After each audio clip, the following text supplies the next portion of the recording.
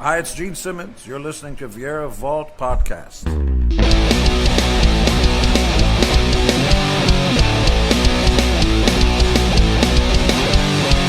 a chair, mess you with, this is down. It's my podcast. This guy's insane. Rock your brain. It's just a sound. It's the Viera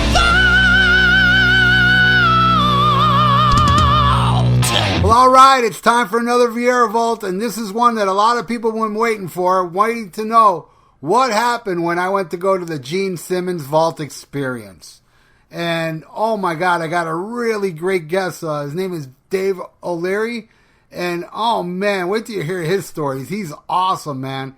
And this is a random guy that I put a YouTube video saying I'm looking for people to do this show with me like a few days ago.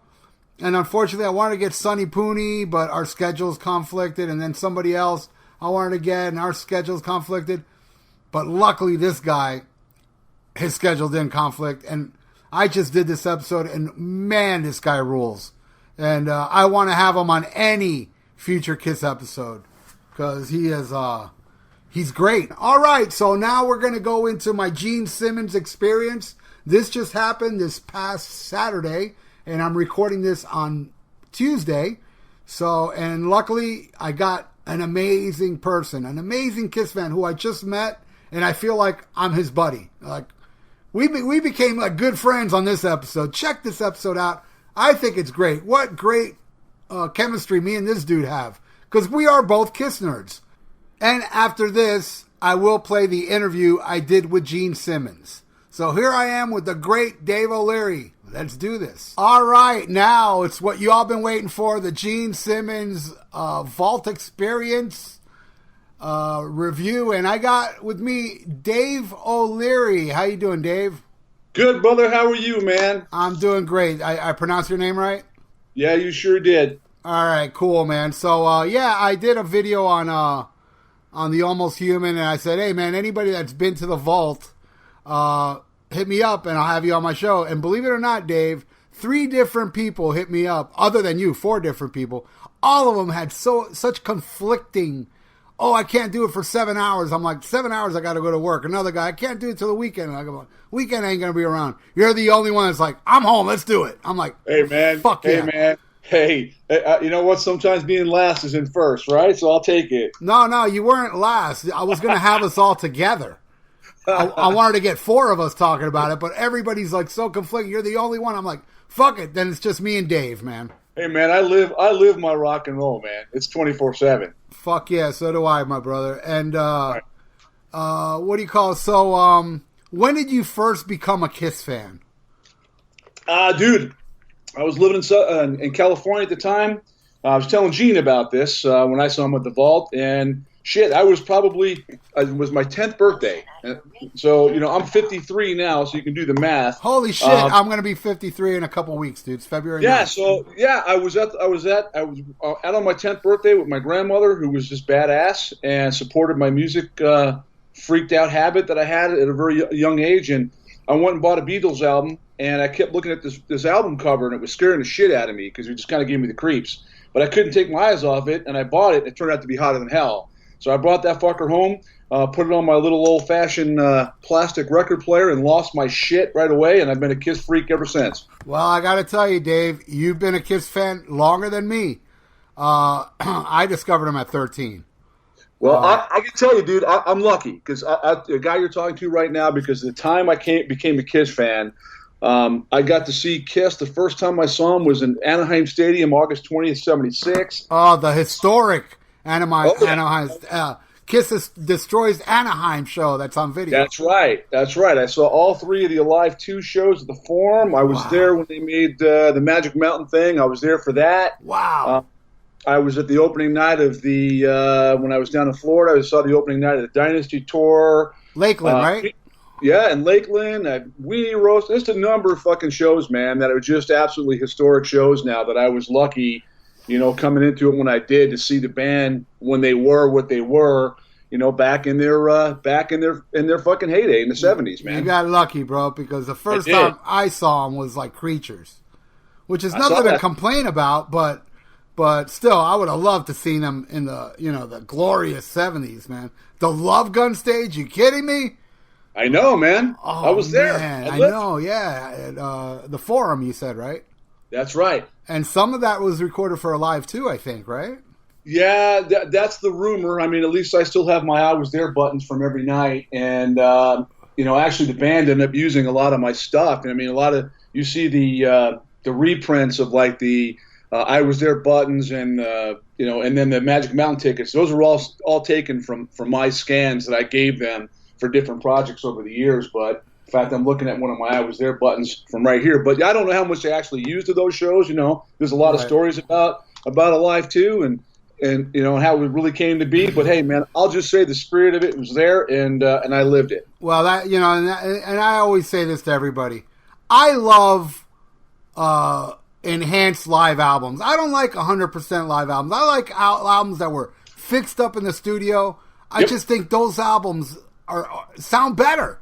Well, dude, and you're right, because the thing to me is always about the magic, man. It's about the spirit of it, and it's not necessarily going to be 100% warts and all, because I think most people would, if they listen to that stuff, would go, that's fucked up, But if you listen to it, I don't care if they enhance it, man. If it gets my heart pumping, man, and gets me playing air guitar or whatever, it's perfect. Yeah, and that's what gets me is like people if people didn't know it was enhanced, they'd love it more. But right. Since it was enhanced, I can't like it. It's like, people look too much into the backstory of albums instead of fucking judging it by the music. You know what I mean? It's about how it makes you feel, man. Exactly. It's not it's the magic. It's the magic, and you're missing it if you get especially live albums, dude. I love live albums, but look, if people want to get into Kiss's use of studio enhancements, well, then you might as well wipe off virtually 99% of any live album that you listened to in the 70s when they were at their peak of popularity, because then almost every one of them motherfuckers was enhanced. I heard one of the most popular one, Peter Frampton Comes Alive, is very enhanced. Yep. And UFO, Stranger Than the Night, Judas Priest, Unleashed in the East, all amazing albums, and it's like, it was fixed up in the studio. Yeah, but they're awesome. Yes, they are. You know what I'm saying? So, Dave, anyway, did you stick with Kiss all through the 80s and the non-makeup years? You never gave up on them? Never gave up on them, man. I have my moments, where you go, I'm just not feeling this album as much as maybe I was feeling Destroyer or Alive 2 or something, but the 80s were a tough time for them, to compete with AC/DCs and the Rushes of the world and the Ronnie James Dios and all those guys, it was a unique time, but I never gave up on them. Same here, dude. I mean, I admit too, there's some of those albums in the 80s I didn't like at all, but I went to the Crazy Nights tour, and Hot in the Shade was amazing. The album's not good, but I mean, for me it's not good, but that show was fucking amazing, It was, you know what? And I agree with you. I'm not a real big Hot in the Shade fan at all. There might be a couple things on there that I can still listen to on occasion, but it was that tour that I think started, that at least planted the seed for what was going to happen moving forward, especially moving into the reunion tour, because they started really digging back into their past, as they should have. All that great classic shit that they gave up on for the most part in the 80s. For some, let's be honest, there's some things that were playing live in the 80s that, fuck, if I never heard again for the rest of my life, it'd be a good day. Yeah. But, to hear things like Come On and Love Me and I Stole Your Love and things like that come back in the set list and Parasite and things, fuck yeah. Hell yeah, man. Yeah, they were digging back. That's all starting Hot in the Shade. Then Revenge, they brought out Watching You, and it was just fucking great. It was a great time to be a Kiss fan, live, going to see them, because in the 80s, they were really avoiding a lot of the deeper tracks, You never heard like Deuce or Strutter or none of, at least I didn't when I went to go see, because I also saw every tour. Lick It Up, Animalize, Asylum, and Crazy Nights, all in the 80s. I saw all those tours, and they weren't really digging deep, They wouldn't even play fucking Dr. Love after fucking Lick It Up. Well, think about it. A lot of those tours, I saw those same tours. A lot of those tours, what were they doing, 14 songs? Yeah. and then some solos. But then you're doing, I mean, hey, I know guys like this, but Fits Like a Glove and Young and Wasted and the one that always just did me in was I Still Love You. Right. It might have been a good album track, but live I was like, come on, man. I am so fucking with you because I absolutely love that song, but live it annoyed the piss out of me. And don't get me wrong, I love Paul Stanley, but when he did those vocal gymnastics during that song, it was like, oh man, stop! Stop. Like, I just want to hear it on the record. You are so right, me, man. You are that so was right. Me, but I'm like, where's Deuce? What the fuck? Yeah, and it's Parasite, Yeah, but then we got him, It is what it is now, right? But I mean, how excited were you when the reunion happened in '96? Dude, you know what? It was really cool for me, man, because on a couple personal things. My wife, and we'll get into that in a minute. I'm sure we're talking about this box set thing, the Vault. But, my wife was more of a Bowie fan, right? And I never really was until I met my wife, 30 years ago. But, she's a few years older than me, and she just kind of missed the Kiss boat, So when I was telling her about, me and my best friend that I had, growing up with, that was my other Kiss freak, he and I had the same birthday and everything. We went to all those shows, man. We stayed up all night to watch, Don Kirshner's, and we used to be those little nerds that used to take the Radio Shack tape recorder with the little shithouse plastic mic and put it up against the speaker on the TV so we can capture the audio, right? That was us. That was us. And to go to the Forum, especially those shows, for the Alive 2 thing, and we'd get there early in the day. Our parents would drop us off. We'd walk around the outside of that fucker like endlessly, right? Just trying to get a glimpse of anything and hear the sound checks and all that shit. It was all part of the fucking magic, man. And unfortunately, he had a heart attack and died right after those shows. That, man. Yeah, it was tragic, but so I would tell my wife these stories about the things that he and I used to do, and in particular, I love a Kiss. And so when that reunion tour happened, and we got the tickets to the Weenie Roast, man, when they came on stage, brother, my wife reached around, she grabbed my hand, and she put it on her arm, and she had chills. She had chills. Wow. And then a couple months later, we went to the Forum, and I'm kind of almost 20 years to the day, right? Yeah. Shit, dude, it was completely off the charts for me in a lot of different ways. But, my wife finally looked at me and she goes, you know what? I get it. I totally get this now.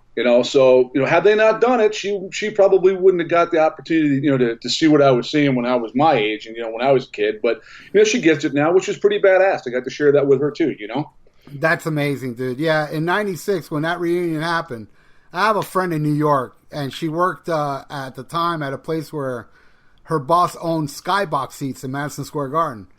And she got 3 tickets for 3 nights out of 4. So I hopped on a plane, man. They were coming to Miami, but I was like, I can't wait.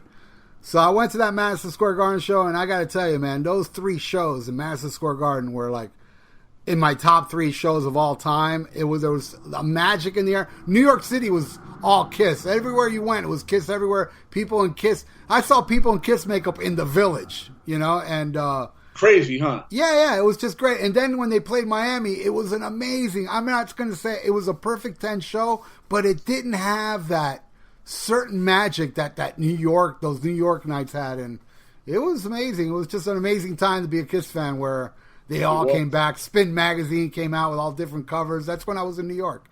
And, I have all those. It was a craze, man. But okay, and then I guess we'll get into what everybody's been waiting for is the Vault. Yeah. It was in L.A., obviously, right? The one you went to?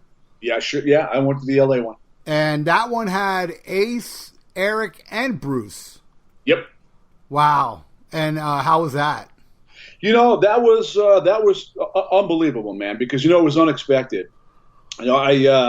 My wife was supposed to go with me, but she got that flu that was going around, so I ended up at the last minute, fuck it, obviously I actually thought, once again, I'll throw props to my wife, but because she let me buy the damn thing, but I thought about changing it because I live in Las Vegas, so I thought about changing it, because I wanted my wife to go. And she's like, no, just go. You'll be fucking bouncing off the walls for the next month. that you don't have it, so just drive down there. I'm a big girl. You'll be fine. So I drove down there, man. And right out of the gate, pretty much, Keith, Gene's guy there in Rhino, he came out and told everybody in line, before Gene got there, that Ace was going to be there. And then Tommy and not Tommy, but Bruce and Eric were going to be there. So, right off the bat, that was that was the unexpected, thrill, I guess, the best way to put it, because, as you and I both know, that was never advertised to be that way. So that was a shot in the arm that nobody saw coming. And I can tell you what, the energy level, which was already pretty palpable in line, even that time of morning, probably went up by 100. Damn. Wow. That's awesome. I mean, look, I'm going to be honest with you, Dave. I wasn't going to do it. I wasn't going to do the vault experience. And it was literally 5 minutes from my house, a 5-minute drive. And I was like, nah. But, I was contemplating it. I was like, God, it's so close. It's so close. And then they announced Ace was going to be there. And thank God it wasn't like one of those L.A. things that I would have found out later Ace was going to be there. So I said, fuck it. When I saw that, I said, you know what? Fuck it. I got the money. It's not going to hurt me. And, I don't know if you've noticed this, Dave, but I put up a video where, you've seen the video where I show everybody what's in the vault. Man, did I get viciously attacked by a bunch of morons, man. I saw it, yeah. And I was kind of like, dude, I really went, not so much for the vault, but shit, I'll take the vault, don't get me wrong. But right. I didn't go so much for the vault. I go in because it's so fucking close to my house, and Ace and Gene, and I get to hang out with them all day.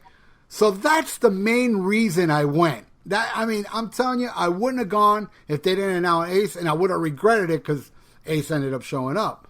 And I got to tell you, man, man, what a great time it was, man. It was an amazing time. It was, and I know a lot of people, I've seen some comments, obviously a lot of comments from people that weren't there. Just like this thing yesterday or whatever, a couple days ago with Gino, I forget his last name, but, the home experience guy, the executive producer guy and all that, people just eviscerating them because they're like, hey, they're phoning it in and, why don't they rehearse and practice and all this stuff. I get some of that, but you know what? What you don't get from those videos is the energy that's in the room between those two guys. And that's palpable when you're in the goddamn room with them.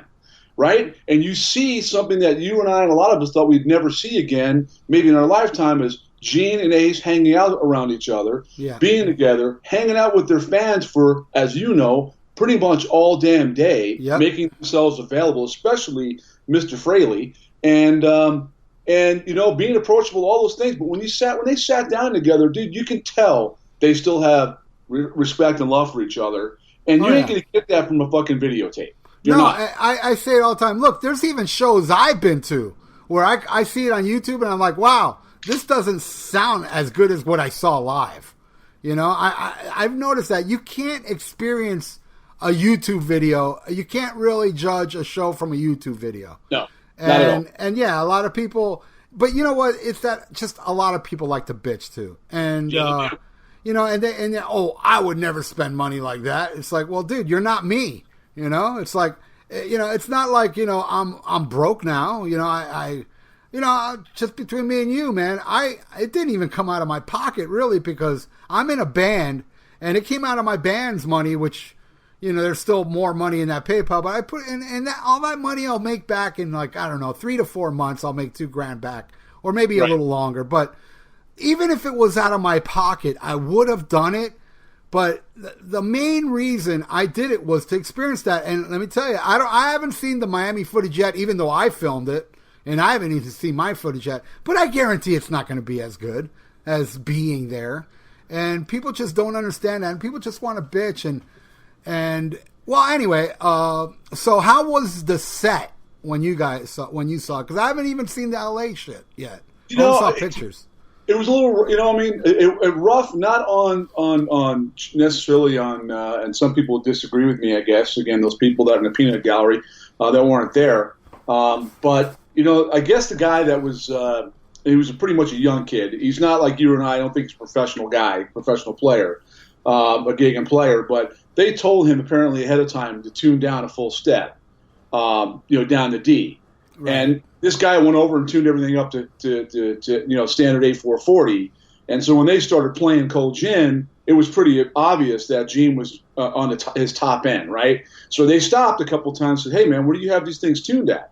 A440. And it was like, hey, man, we asked you to tune them down at least a half a step, if not a full step. So I think they, for a minute, because, they weren't playing top shelf stuff. I'll be honest with you. They were playing probably some shit guitars that were just laying around at Capitol somewhere that that they just loaned to those guys. But one like they were playing Gibsons or anything, right? So there was some technical shit that was going on there with the little PA system that they were giving them fits but in between all of that though, man, what was cool was the banter between Ace and Gene. You could tell they weren't taking themselves seriously. They were busting each other's balls. They were taking the time between trying to unfuck everything with the equipment to make fun of each other and tell stories and things like that. And you could tell they were just enjoying the moment of being there when really up until that probably day or a week before that, they didn't even know they'd be there, right? So I got more out of that than I did their playing. But, they tried, I think, Watching You, Cold Gin. They screwed around with the David Bowie thing. I remember up the top of my head, like Ziggy Stardust or something. Goofed around with a little bit of a Stones tune. Just little bits and pieces. I think 2000 Man, Parasite was. They got through a lot of Parasite up top of my head. So all in all, dude, it was a freaking blast. I hear you, man, and that's exactly you. Other than the songs, they did do Cold Gin, and they did She at mine, but yeah, it was mostly Gene and Ace telling stories, and really killer stories. I mean, the drunken Ace days and what they went through in Australia and the groupies, and it was a really cool experience and people asking questions. I don't know if this is what went on in yours, but in mine, when we walked in, I'm telling you, it wasn't even 15 minutes before Gene walked out, and Ace wasn't there yet. So Gene sat down for a good hour and talked to us. He played My Uncle's a Raft. He played a couple Beatles songs. And he did I can't remember. I know he did a few songs, but it was mostly him taking questions from everybody. Ace wasn't awake yet. So then when he was done, he went to the back, to meet the first batch of people. And then he came back out with Ace. And then that was a good solid hour, maybe hour 15 of, again, them talking a lot. And and they played See You Tonight, which was cool. A little bit of Torpedo Girl. Yeah, they tried that too. Yeah, that was cool. I was like, wow, cool. That's... I'm not even a fan of that song, but I was still like, wow, that's cool. Oh, and when and Gene played a little bit of She's So European when he was there alone too, which was cool. And but yeah, dude, it was fucking awesome. And so was there anybody else in the crowd other than them that were part of like the Kiss crew of the old days, or it was just Bruce, Eric, and Ace? It was Bruce, Eric, and Ace, and then at the very end, when Gene got up and was doing his, his storyteller part, they all got together and played. And shit, don't ask me what they played because I forgot. Yeah, right. By that point in time, by that point of the night, we were there. It was getting late, man. I mean, we got a full day out of it. Trust me. So what time did it start? You know what? We got there, about 10. They opened the doors, give or take 10:30-ish, maybe a quarter to 11. Right after Gene got there, he got out of his car, which was cool because he drove up himself. He didn't have an entourage with him or anything like that. He got out of the car. He went down the line, greeted everybody. Gave everybody the fist bump. Was very personable and all that. And then as soon as he walked in, they opened the doors, and I think we got out of there. It had to be after 9 o'clock at night. Wow, it was later than mine. I mean, I'm not sure because here's another question I got to ask you, because I was out of there by 6, and it was the same time. We got in about 10:30, but I left after I met Gene because they were, I asked the guy, I guess it was Dino. I asked him, hey, after this, is anything else happening? No. All right, I had to go to work that night. The friend I took with me, he has kids and shit, and the wife is home alone with the kids, so I felt bad. All right, let's go. I had my fill. I'm content, So when Gene and Ace and Eric and Bruce went back after they jammed, did they come out again, or They stayed No, in the back. by that point in time, they basically said they had the room until 8:30 or something like that. So they had to call it a wrap. That's kind of what happened. They got up as a group. They played the one little song, and Eric used a vault to play basically as a drum, and then they pretty much said goodnight to everybody, and then everybody pretty much from that moment knew that the room was done, and folks just kind of piled out of there and went about their way. So they really didn't mill any more than that. But shit, from before that, Eric and Bruce and Ace, when they all got there, they were there. They were pretty much in with the regular folk like us for the duration. They went in and visited with Gene a couple times, that kind of thing. Took some pictures of people that got the vault or whatever. But for the most part, though, man, they were really present. They were right there with everybody, and they milled around with everybody, and they didn't hide, and it was pretty cool. That's awesome, man. So you met when you did the meet and greet with Gene. That was before they all came out and jammed at the end. Yes, I got there pretty early. I think it was I think I was like the third or fourth guy in line when I got there. So I didn't wait very long, to get back there, to see him. I think Julian Gill was standing right in front of me.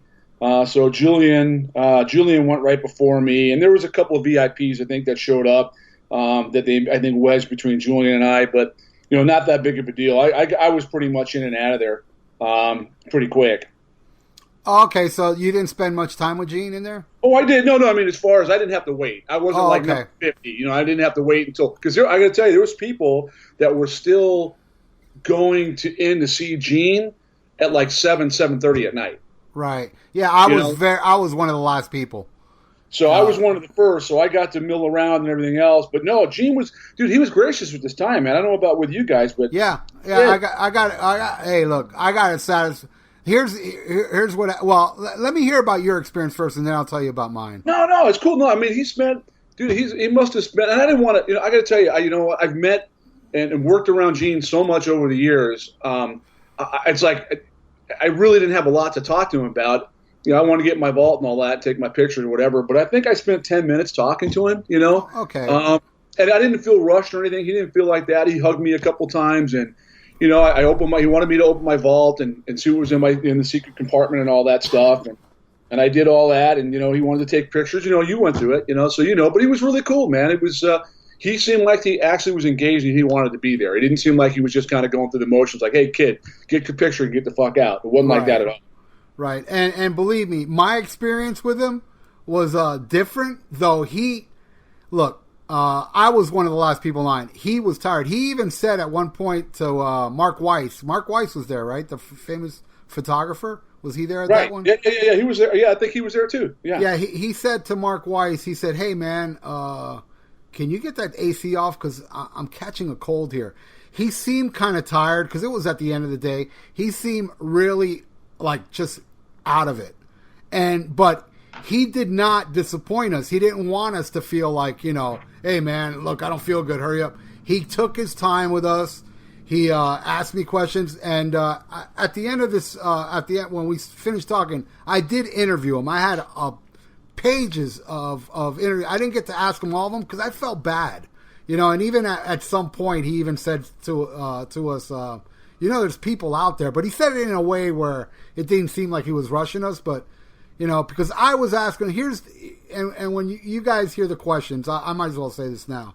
I had really great questions for Gene, and unfortunately, a lot of them he didn't remember. And that really shocked me, because I thought Gene would have, the memory of an elephant, Right, like he does with horror movies, right? With what?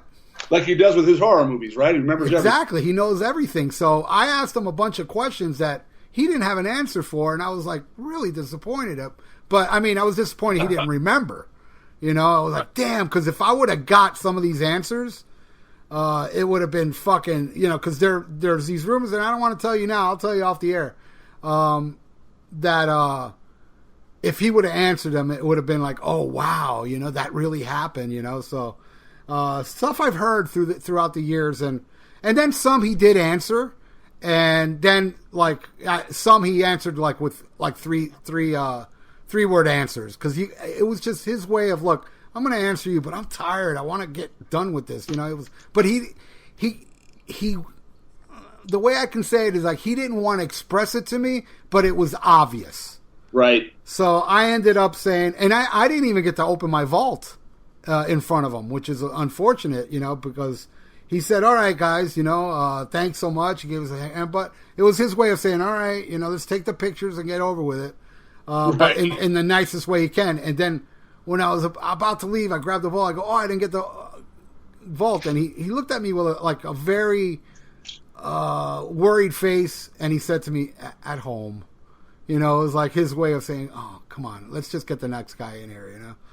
And I really didn't feel bad about it. I don't feel like I feel like the guy was under, how old is he? Like 68, right? Yeah, 68. He's 68 years old. He's been there for about 8 hours, talking to an endless amount of people. And by the time he got to me, and here's another thing too, he's very tired. And I've only met Gene once at the 95 convention, where it wasn't really meeting him. It was just rushing up to the stage, and there's hundreds of people around me handing him albums. So I didn't really get to talk to him. I just handed him albums and he signed it. So that was my meet. So this is the first time I got to meet him. So I went in there like, you know, and he was kind of like taken back a little bit, you know, and he's kind of, you know, answering my question. And even at one point I go, I got questions. He goes, can I sign stuff while you ask me the questions? Because he just wanted, you know.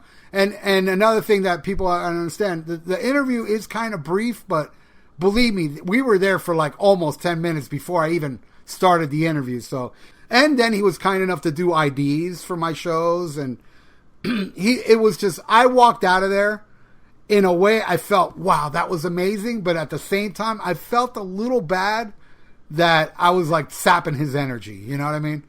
Right. But in the end, you know, I was like, whatever. And, you know, I opened my vault outside, and I got a sealed Elder cassette and some stickers. I wasn't like, oh man, this sucks. Even though I didn't like what I got, it wasn't why I went there. There's people keep going, you got ripped off, man. Look at all the crap you got. That's the only crap you got. And I'm like, yeah, but that's not really what I care about. That's not what I put 2,000 down for. You know what I mean? And it's not. I mean, he said. I mean, pretty much made it clear that was a bonus thing. It'd all be unique and it'd all be different. Fuck, even when he was showing some of the lead up teasers that they had out there. I mean, they were clearly showing things like license plates and, you know, hand drawn pictures from fans. You know, my expectations going into that were not about what was in. Even though I was happy with what I got in my compartment. My expectations for what was going to be in that compartment were about down to almost zero. You know, it was like, okay. And what did you get in the compartment? I got a strap of his that he used from 1976 to 1978. Wow! And he signed it, right? He signed it. Yeah, dude, that's an amazing thing to get. Actually, yeah, he gave me the whole backstory. He goes, yeah, this is. You know, it's unique. We made it out of this other thing because it was really comfortable on my back. So I used to rehearse with this because that fucking armor and everything else would beat the shit out of me. We were doing full dress rehearsals and blah, blah, blah, blah. So, I mean, he gave me this whole dissertation on the history of it, you know. But he was clearly happy about it, right? That was, you know, hey, this is cool. And then he said, can I sign it? I'm like, of course you can sign it. You know, so he signed it and, you know, wanted to take a picture with it and all that. So, shit, of course, man. Like, you know, I didn't expect that. I walked out there going, well, fuck, you know, I got a strap. I'm not bitching, you know.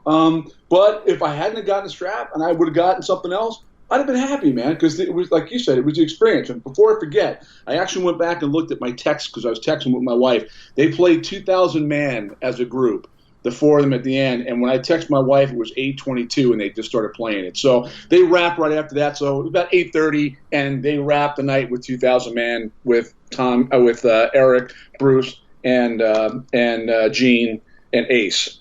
That's awesome. That is so fucking cool, man. Well, dude, and again, you know, fuck the people out there that say shit. We both know what we went through. Do you feel ripped off in any way? No, man, not one. Even if Ace hadn't have been there and the other guys hadn't have been there, there's no way. Look, man, and I'll just say this. I told Gene, I said, Gene, you know, I've been around you a lot over the years. I was with you when you did your grand opening party for Simmons Records. I sat at your table and you did this, and this for me. And all over the years, you've seen me and my kids and blah, blah, blah, blah. And I go, but let me tell you, it's something I've never, because I never crossed the boundary with you, you getting into the fan stuff. And I said, let me tell you a story. So I told him about my best friend that I told you about. And I said, you know, the last thing we did before he passed away, the very last thing we did was listen to the Love Gun album. I go, and within hours, he was gone. Wow. And I said, I couldn't listen to that record, Gene, for 20 years until my wife convinced me to listen to it. And I said, you know, and I said, then I got to work on the reissue. I go, and so I put the whole experience, kind of compartmentalize it. My wife said, you're going to be okay, you know, working on any of that stuff and giving them things for that set. And I'm like, you know, I'm happy to do it. I said, but Gene, when I got that knock on the door from the FedEx guy with the album and everything in there, I go, you know, rifling through and I see my name in the credits. I go, you don't know what that meant to me. I go, dude, I just about passed out. I go, that was one of the most powerful and cool moments of not only my life, but of being a fan.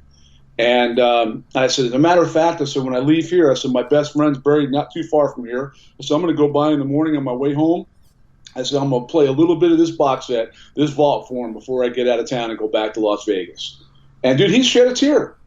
Damn, dude. That's so amazing, dude. I had no idea. I was going to get somebody on my podcast, Part of History, you know? I'm sorry, brother? I had no idea that I was going to get somebody on my podcast that's actually part of history. Well, and some small, you know, my name is listed in, you know, a few tour books and Kiss 40 and a few other things like that, you know, but, my role, listen, I don't want to inflate it. I've just been very lucky to be in the right place at the right time and, you know, and have some friends that, you know, obviously work within the inner circle and those things. But, when somebody calls and asks you, hey, do you have any memorabilia or audio or anything like that these guys might, you know, want to check out? And you start to share that stuff, and then the next thing you know, they're using that stuff. You know, the little kid, you know, the 14-year-old in me, you know, loses my shit, right? You know, it's not about the money or anything else. It's about, wow, this is fucking cool, right? That's great, dude. I mean, I see it as a huge deal, dude. I mean, you get credited, and you have all this stuff that they didn't have. I mean, and Gene is known to be a pack rat with Kiss stuff, so you must have a hell of a collection. I do. I do. I'll just say that I do. So, you know, had this video worked, I would give you a little tour of my room. I'd give Gene a run for his money on his office. I get a mini version of Gene, right? I don't live in the mansion, but I live in a pretty good sized house, and there's a room I have here that, dude, it's wall to wall. You know, Kiss guitars, not the knockoffs, you know, but original posters from the 70s and magazines and memorabilia and books and concert tickets and all kinds of shit, right? You know, so, and audio and video, you know, things like that, you know. Well, Dave, I got to say, what an honor, man. I'm glad I got you out of everybody. Well, listen, man, I've been a fan of yours, man. Really? I've played your shit for my wife because, dude, I love you, man. Thank you, brother. You're entertaining and you're honest. And I love that. I wish there was a whole hell of a lot more of you out there. Entertaining guy like me. You know, I love it. I really do appreciate it. Yeah, I know I get a lot of shit, and I don't. You know, I said this, and I will say this again because I know a lot of people listen to me. Anybody that comes on the Almost Human page and disagrees with me, I welcome disagreement. But once you start throwing words, it's like, it doesn't really offend me. It's more like, why do I want you here? You know, if you're going to start throwing names at me, I'm like, you seem to be an inbred, so you should go. So you know, and I want to say that to everybody out there, come on my page and say you're wrong, I don't agree with you, and debate me all you want. That's fine. But once you start throwing names, you're scum to me. It's like, dude, I would never, ever, ever online call anybody anything because I was raised right. I wasn't raised by fucking poodles like these assholes. Right. You know, bullies are bullies, man. You know, and people are pretty interesting when they can hide behind a keyboard. Yeah. That's the greatest part. You know, these internet tough guys. Yeah, they would never say to your face in a million years. Nope. They would never have the courage to say to your face. But, the thing, too, is like, wait a minute. Some of these people, who do you think you are? Yeah. My money is my fucking money. Exactly. I busted my ass my entire life to have what I have. I tell you, I don't go out and buy motorcycles. My friends do, and buy custom Harleys and all this other stuff, which is cool because that's your life. That's your money. And that's what you love. That's what you love. You love Harleys? Yeah. I'm not going to fucking go to you going, you're a moron for buying a Harley. I mean, fuck you, Yeah, who gives a shit what I think, right? Exactly. It's his money, right? So if I want to spend $2,000 on a vault experience and then I want the music there, obviously, too, something I can keep, right? Then it's none of your goddamn business. Exactly. Be happy that somebody's happy. Don't be a miserable fuck just for the sake of being miserable, right? Well said.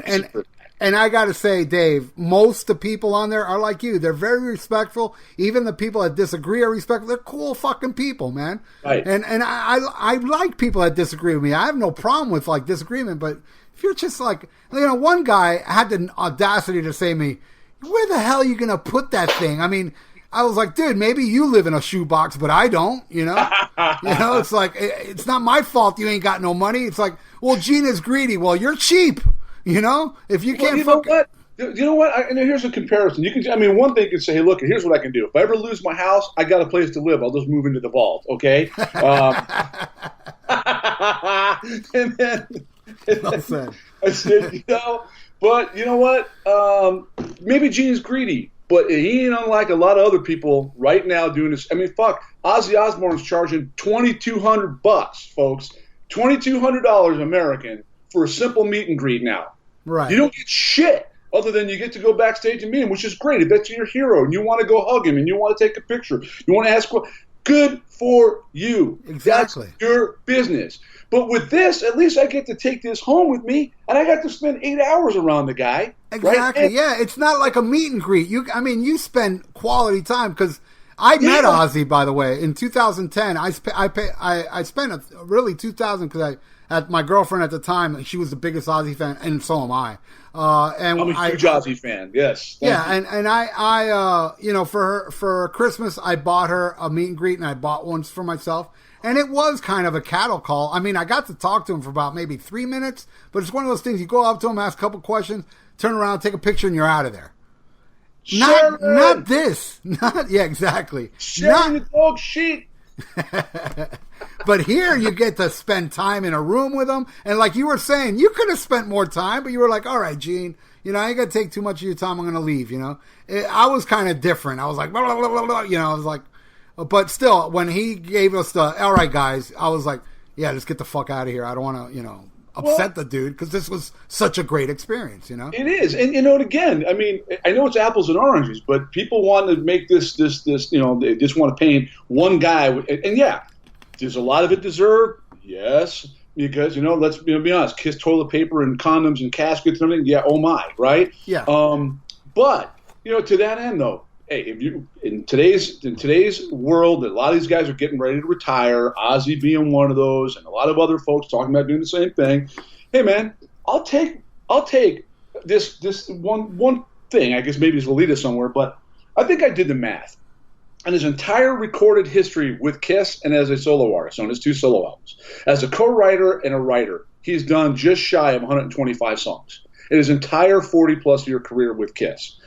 There's 166 fucking songs in here, man. Wow, you see, I never looked at it that way. So there's actually more songs in the vault than on all Kiss albums. Yes, of Gene. So even though some of it, of course, is representative of demos of, Christine 16 and Have Love Will Travel and all that stuff, that's cool stuff we've talked about and thought about as fans and collectors for years. But again, that gets to the tactile here. It's not just a meet and greet experience, man. I get to come home with 166 songs, never mind the packaging, but 166 songs I get to keep for the rest of my natural life, and I get to listen to and enjoy and digest more fucking songs than he's done in his entire recorded history with Kiss. Yeah. Shit, that's a win to me, man. To me, it is too. And I'll say something else about what you just said, and I'm going to be 100% honest. I actually thought. This is not going to be a good box set music-wise. I think they're throwaway songs, 150 songs. Maybe I'll find, if I'm lucky, an album's worth of good stuff. Dave, I've sat through the whole fucking thing. I am shocked how much good shit's on there. Me too. I am shocked. I mean, there's some songs what I would expect, but I am shocked that how many amazing Legends Never Die. I mean, I love the Wow album, and hearing Gene do it, I was like, dude, this is even better. You know, and I loved Got Love for Sale. I loved Eddie's actual. I mean, you listen to Eddie Van Halen play that solo, right? That's the one song of the three where he actually opens up to where he sounds like Eddie Van Halen. Yep. Right? I mean, his tone, the whole, the phaser thing going on, the whole thing, it's really reminiscent of, I mean, of course, it doesn't sound like the Van Halen 1 album. It doesn't sound like the freaking Zero demos or any of that shit that you and I have, right? That we've heard a million times. It's raw. Let's be honest. It's raw. But there's the spirit of Eddie Van Halen is there, man, and it's just fucking magic to me. Yeah, no, I'm telling you, dude, it's that and that alone. I mean, we've been hearing about this Van Halen recording since '95.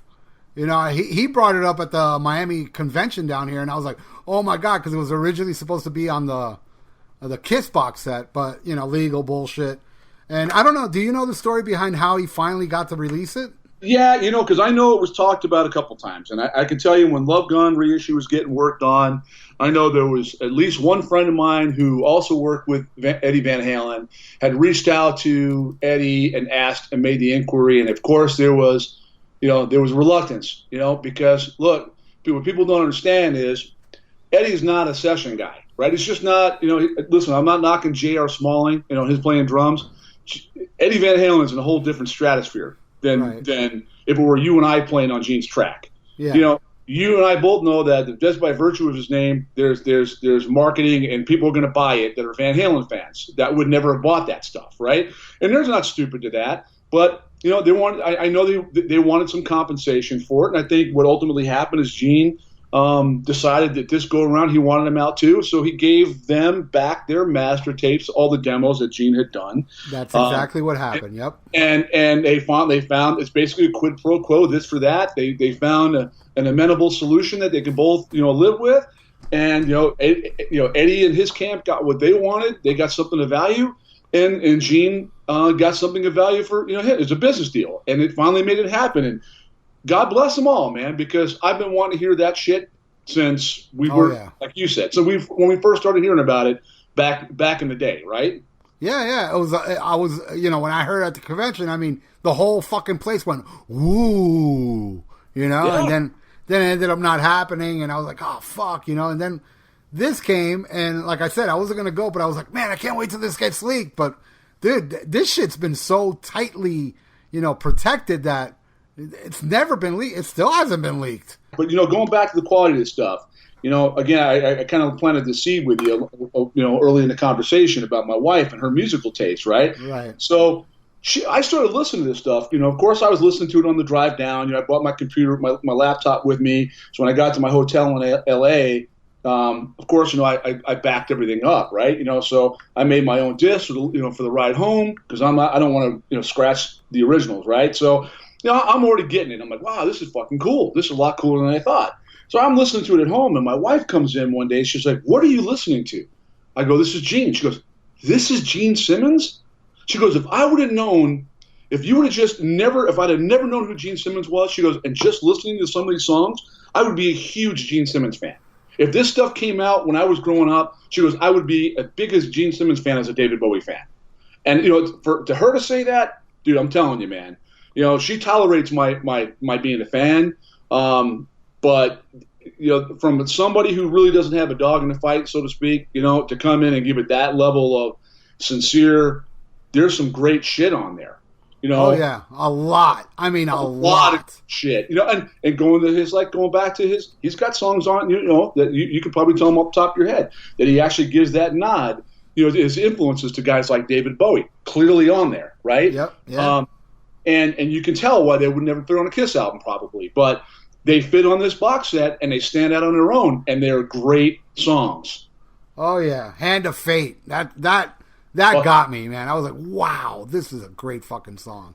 It is. And the song he did with Vinny during the Creatures era, you can totally understand why that didn't make it. I Want to Live. That didn't make it on Creatures of the Night because it doesn't fit the album at all. It's a great fucking song, though. I just listened to it today. All I could say is anybody that's on the fence out there, you got to really compartmentalize certain things. Yes, a lot of money. Yes, we agree with that, but you just really can't bottle and quantify the value of the experience itself. You're never going to discern that from a YouTube video. It's something you have to personally experience. And Gene is right. Is something like this is really, and I'm not trying to be the sales guy, but I believe it from having personal experience now that it's an experience. It is truly an experience, and you can't just I guess dismiss that out of hand and say that's not worth anything, because he proved to me that it was worth something. And then the music, I got to tell you, I'm with you. There's some songs on there I go nah, but overwhelmingly though, there's a lot of stuff on there I think is fucking top shelf, kick ass, great stuff that shows all different sides of this guy's personality. And you know what? I appreciate it for that. I don't want 100 different versions of Calling Dr. Love. Right. I see this guy as a writer and as an artist, and it comes through in that box set. And I'll give it to him. He pulled it off. By and large, he pulled it off. Exactly. And again, I got to stress, it's like you're sitting down, you're eating a hamburger, and you're like, wow, this hamburger tastes good. And somebody comes up to you and says, that hamburger tastes like shit. It's like, fuck you. You're not the one eating it. That's right. So that's what I got to say to everybody out there. Oh, you got ripped off. You have no idea who you're talking to, pal. You have just no fucking idea. You're clueless. I would never do that. Well, you're not a big Gene fan like I am or Dave is, Right. We get off on this shit. I thought it was fucking amazing. I don't regret it. I thought, shit, I would have thrown another $1,000. I thought it was that good. And that's the point. It's not for everybody. It's like this. I mean, I have my one of my sons is married, and I love his in-laws. We're all friends. But dude, they went out and they bought a top of the line. They had to have it. It's Tesla. They pre-ordered, did the whole down payment, had to wait for it. Dude, you know what? Is it a car that I would buy? No. Am I going to spend that kind of money on a car? No. I could buy 3 or 4 cars for what they pay for that car. That's me, though. I'm not driving a goddamn car, and I'm not the one making the payment. If it makes them happy, then God bless them. That's my point. Your son is loving it, Right. You know what's like, to me, it's like, hey, man, that's your thing. That's, whatever you have a passion for, as long as it's moral and you're not hurting anybody, right? And you're still taking care of your bills and taking care of your family, whatever your circumstances are. Hey, man, good for you. You know what? But don't judge me because I or throw me under the bus and go, you're a dumbass because you gave Gene $2,000 more of your money. It's it's my money. I'm going to judge you. You don't judge me. I guess it comes down to that. It's my money. You're going to sit there going, oh, Gene's greedy. Yeah, and you don't play the lotto. Give me a break. And if you can make that money Gene can make, you do it. You know what I mean? Right. People are just hypocrites out there. So fuck them all. And I hope you're listening, you fucking hypocrites. And again, I delete everybody that throws out any fucking disparaging remark on me. Because I'm not a moron. You're the actual moron, and you're my bitch because I just put up a YouTube video. You come to me, bitch. I didn't ask you to come to me. You come to me. You say something stupid. I'm like, wow, your parents are stupid for raising you, so let me delete you. You know what I mean? You got shitty parents. Right. You stand at the feet of the God of Thunder. Exactly, Kiss my boot, mother. Yeah. Oh, speaking of that, what did you have him sign on your box set? What lyric? You know what? I wasn't even worried about that. He asked me. I'm like, whatever you want to put on there, man. I said to you what I finally wanted to say to you for all these years, and hey, I don't care if you put a hash mark on there, but he just basically said, hey, Dave, as always, you rock. And then Gene or something like that. So that's awesome. Yeah, I asked them to put two-fisted till the very end. Hey, but I like what'd you put on there? Two-fisted till the very end. Oh yeah. See, that'll work. Yeah, I thought about it, because I saw people walking out. I am the Lord of the Wasteland. God gave rock and roll to you, stuff like that. And I'm like, one guy even got I want to put my log in your fireplace. Oh no! Hey, how about let your backbone slip? Yeah, there you go from the new album. But, I was like two-fisted. And what was funny was when I told him that, he kind of smirked a little bit like, I don't think anybody asked him that one yet. Well, dude, that was clever. That was smart. And it's true. Yeah, and it came to me at the actual experience. I was like, damn, what am I going to have him sign? First I thought Heavy Metal Accident. I go, no. then I thought of Two Fisted till the very end. I go, dude, that's kind of like how I live my life. I'm kind of like, I'm this dude that lives by my own rules. I worked a lot of shitty jobs, Dave, all my life because I refused to cut my hair. But I was two-fisted till the very end, and now I got a really good, cushy city job with benefits, pension, medical, everything. Because the bottom line is you face life with two fists. And the key, and this is how I was raised by my parents, you never, ever take anything that's not yours. You never fuck anybody over. You live your life honestly. You pay your fucking bills. You find fucking... I found a wallet once. This was back in 1990. $200 in the wallet. What did I do? There was a license in there. I put it in an envelope. I sent it to the guy. I never got a penny back. But, Dave, I'll tell you what happened after that. I lost my wallet about 5 years ago. And this girl, beautiful girl, came to my door with my wallet. So that's how I got my payment back. You know what I mean? That's karma, man. That's great karma. It's great karma. And believe me, man, if you live your life like that and you don't go to people and call them stupid names online, just respect. That's the main thing. That's how I was raised. Respect people. Treat people as they treat you. You treat me like shit, I'll be even shittier to you. That's just the way it is, so, but hey, man, this is a great, dude, I'm so glad you did this. You're fucking awesome, bro. I appreciate that, man. The feeling's mutual, brother. But you know what? Here it comes down to this. When you have a mutual passion for something and it's legitimate, right? That's the power of music, right? You have a passion for it, like obviously you and I both do. It's been our lives forever. That's something you can't fake. It's in your DNA, right? And people connect like that. And that goes to, again, that's the power of great things. It's a little side thing about this vault project that, people don't, maybe haven't even thought about. But, hey, man, if it makes friends out of people and things like this happen, that's another positive, man. And that's something that really put a dollar figure on that one. Exactly. It's priceless. Perfect. It's goddamn priceless. Well, thank you so much, Dave. This has been a great episode. Man, better than I thought it was going to go because I had no idea I had somebody that was actually credited on Kiss stuff out there. That's really fucking cool. And again, I know it's been a while, but it doesn't matter how long it's been. My deepest condolences to your buddy. I appreciate that. And man. what was his name? Tony, man. Rest in peace, Tony, man. I appreciate that. I did go by and see him and sat down there and played a couple of things like Calling Dr. Love demo, I think, and Have Love What Got Love for Sale, and had a smile and said, "There you go, brother," and it was a great thing, and she had every day of my life, dude. I walk into my Kiss room and I look at some of the things that he and I collected and bought that are in this very room. I go, "That's right, brother. He's still my brother, So, and I'll carry that on until I take my last breath." That's right. He lives on with you, dude. That's the thing. Right. His memory will live on, So that's the main thing. If you ever want to do another one of these, you let me know. We could talk about anything from Magic Mountain shows to the LA Forum shows to any of those things over history you want to talk about. And I lived them. From what I can remember, I'd be happy to share with you all the time, man. I'm telling you this right now, Dave. As far as Vieira Vault, if ever there's a future Kiss, there will be Kiss episodes. I want you there. Well, consider me. I'm retired now, so this is what I do. Awesome, dude. Wow, retired already, huh? You're like my brother.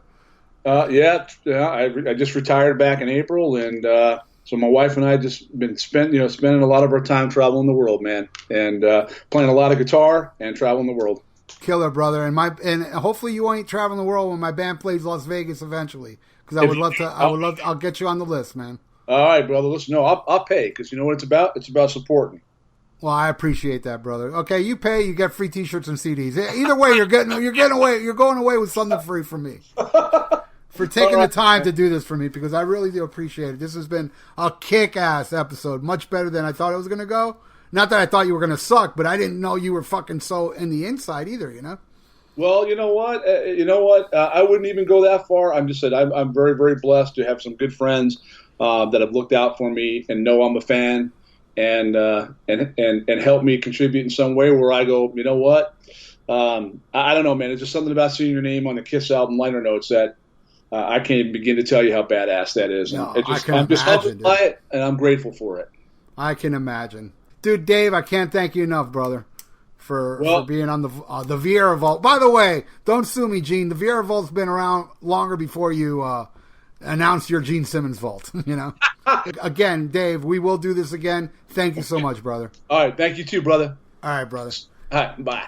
Man, what a cool dude that Dave guy is. Wow, man. He was at the Magic Mountain show and the LA Forum and Anaheim. Holy crap, man. And credited on I hit the lotto, man, looking for somebody. I had no idea he was going to be this fucking awesome. And a cool dude, you can tell, man. Guy's got a cool personality. And I do want to say a couple things, too. I want to thank this guy called Nigel that I met at the convention. It would have been, now in an afterthought, it would have been great to have him on the show. I don't know what the hell I was thinking. Sorry, Nigel. It would have been cool to have you here. He's a really cool dude. His dad was awesome. And I also met at the Gene Simmons Vault, which I forgot to mention, was the lady that did their costumes all the way from 1973 all the way up to Lick It Up. Her name was Maria. I can't remember her last name now. I know it starts with a C. And she was sweet. She was so nice. And there was a lot of other people there, you know, that I, you know, rubbed elbows with that were really cool. And the people that ran the vault, the people that worked for Gene, really did a great job. There was free beer, free food. It was awesome. Okay, now let me wipe my shoes and let's go into the vault. So now, what y'all been waiting for, and let me set this up. I spent a good 10 minutes with Gene before this interview ever took place. So I pressed record after, you know, he greeted us and we got to talk about other stuff, you know, before I got to interview him. So as I said earlier, what you heard was he was tired. We were one of the last people in line, but and I can tell. He even said he was coming down with a cold, but he hung. He said, fuck it, these guys paid, and I am not going to let them down. So, even though he said, okay, guys, got to go, believe me, it may, I don't know if it'll sound rude to anybody. It doesn't sound rude to me. You had to be in that room to understand. Dude, he just spent like, you know, almost 20 minutes with us. So, and there were still more people he had to meet. He wasn't feeling good. And another thing that I forgot to mention, too, if you listen closely to the background while I'm interviewing him, the song you hear in the background is from Ace Frehley's new album. And it's the song he co-wrote with Ace Frehley called Your Wish Is My Command. I know you can't make it out that good, but I could tell you, being in the room, the shit sounds finished. So I don't know. Maybe he's got more songs to record, and there's no release date for it. But I can tell you, what I heard didn't sound like no demo. It sounded like a finished product. So listen closely to the background. You can hear the song that Ace and Gene did together. So here it is. An exclusive Vieira Vault interview with Gene Simmons. It's an honor. I have a bunch of questions if you don't mind. Sure. My first question is, Yeah. on the Lick It Up tour, on the very first show of the Lick It Up show. Yeah. I'm listening. Is it true that you spit blood without makeup on the first show? The God's honest truth is I don't. I might have. I don't know. Okay. And that was professionally shot, the first show. Can't tell you. Because it was on, some of it was on the Kissology. And I don't know if anything was, if it was a full show or No not. idea. No idea? It's been a long time ago. So you wouldn't know if there's any like pro shots of the Asylum show? I just don't recall. You know, it's been 44 years. Right. I don't Okay. recall. I wish I did. Okay. Not being evasive on purpose. Right. Well, I got old school questions, so you're probably not going to remember this either. The footage of Thrills in the Night, the video that was shot for that, which was a concept video, why wasn't that ever released? We thought it sucked. Okay. And that footage is gone? No, we have everything. Oh, okay. So it'll never see the light of day, though. Who knows? What should I personalize this To Ralph? to, Ralph? Yes. Yeah. and two-fisted till the very end. One of my favorite lines. Ace is playing this new record. Oh, is he? What? Oh, it's done already? I have one, Gene. Who knows? I have a new one. A new one.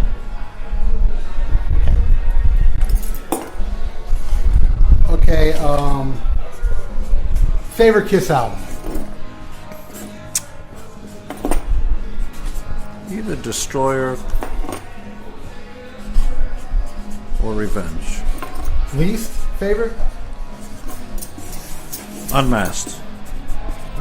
Favorite song? Kiss song? This is one that Ace and I wrote. Oh, this is the one you guys were talking about outside? Mm-hmm. Where were you when John Lennon was killed? Do you remember? In bed with Cher. Okay. Is it true that you did invite Vinnie Vincent to Nashville? I did. Okay, so he'll be at the vault. On what track, if you can remember this, on your solo album, was Lassie on? Didn't make it. Oh, because Lassie's credited. Didn't make it. Oh, okay. Oh, I didn't make that. You have any interesting stories about Bon Scott? Because I know they toured with Yeah, AC/DC. I do.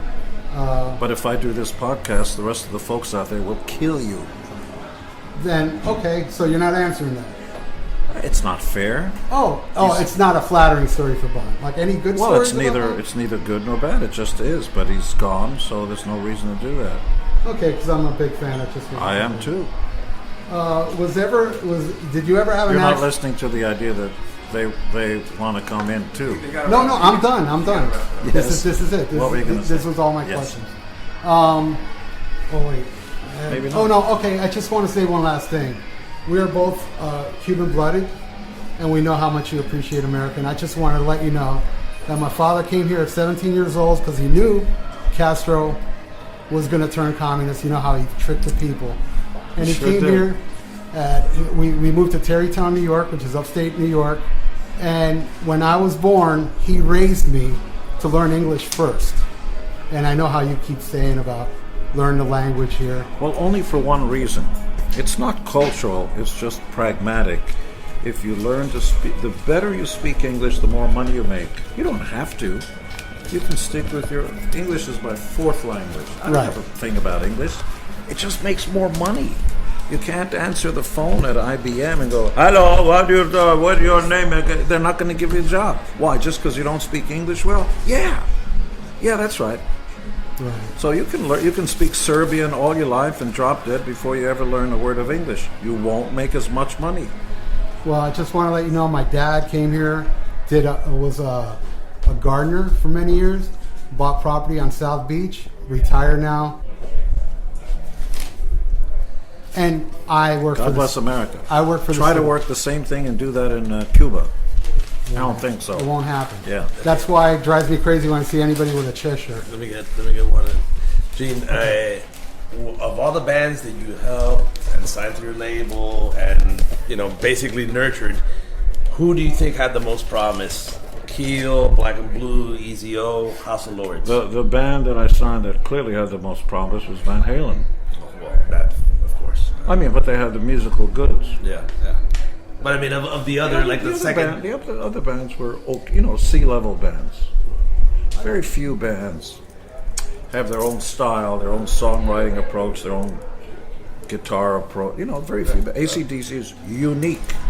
Metallica is unique. The Beatles are unique. You know what I mean? They have their. As soon as you hear it, you go, "Oh, that's that." They stand out. Yeah. A lot of bands sound like, "Oh, that's guitars." And I thank you so much for your time. My pleasure. I hope Wonderful day. I hope day's going good for you, and I hope everybody's treating you well. Yes, it was well worth it. A bunch of those hundreds of songs. I mean, keep hearing. I'm like, Let's do a quick photo. these need to be on. Okay. Quick photo and then. And Gene, I noticed this floor is clean. Would you mind sticking out your tongue for this photo? You got to do me a favor and turn the air off because I'm catching a cold. That'll kill everything. Here we go. Kind of cool, isn't it? Love it. Can't wait to see what I got. I'm hoping it's your Rolex. Take care. Okay, boss. Well, there you have it. The Gene Simmons Vieira Vault interview. All right, he didn't remember some of it. He did answer some of it on Maskus' least favorite album. Hey, you know, I got something out of him. And I hope you'd enjoyed it as much as I did. I really got a kick out of that interview. I thought I asked questions nobody fucking ever asked Gene before. I've never heard those questions asked to him before. And unfortunately, he doesn't remember. That sucks. And a very special thank you to Dave O'Leary for being part of it. He rules and he will be back. Whenever there's a Kiss episode on a VR Vault, expect Dave here. All right, so I'm saying my goodbyes. And the last thing I want to say is something I thought of the other day. I think it's fucking genius. Winners are losers who don't give up. Goodbye.